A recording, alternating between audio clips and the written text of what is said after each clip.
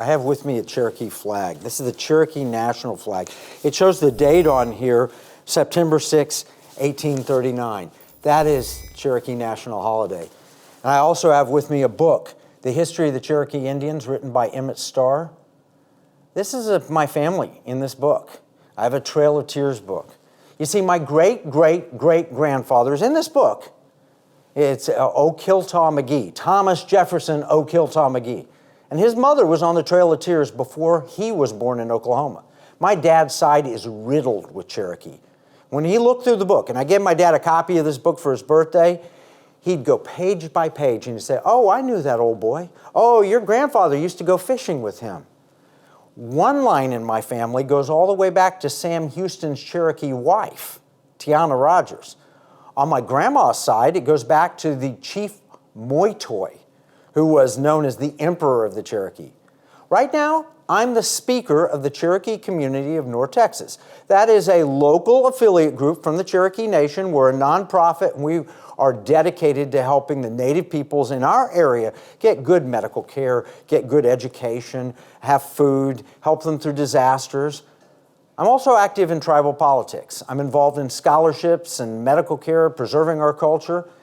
You know, this is a fight. It's a fight for my life.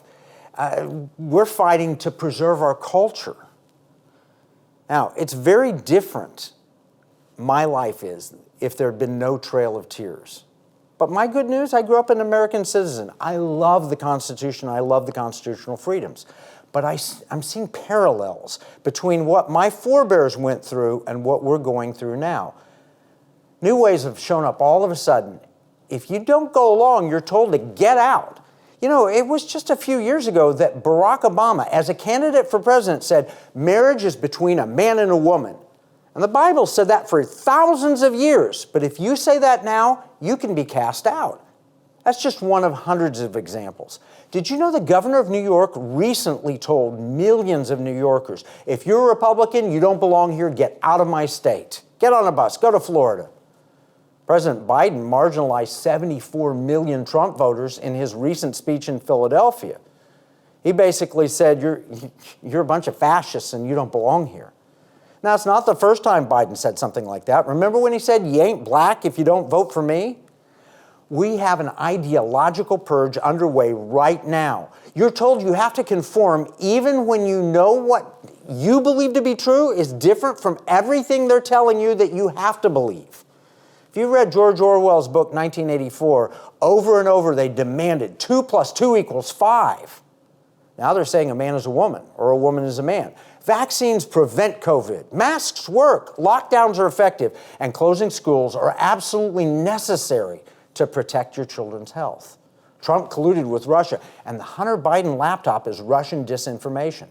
Now, even when the facts or the science demonstrably proves otherwise, you're told you have to conform to the narrative. Sometimes the truth eventually comes out, but they're never apologies. They simply shift the blame. That's true with school closures, where they said, oh yeah, the Republicans forced us to keep the schools closed. Really? I was there. That's not what happened. In the 1830s, government was weaponized against the Cherokee people and all the natives.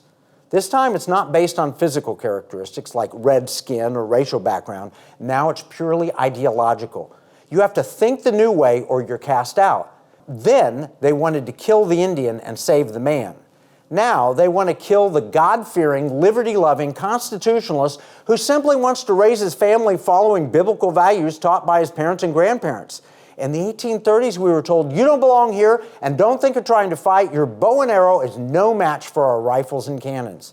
Now, the President of the United States says point blank, you can't fight us, man. You have an AR-15? I've got an F-15. This is the same government that says you don't belong if you don't accept everything we say.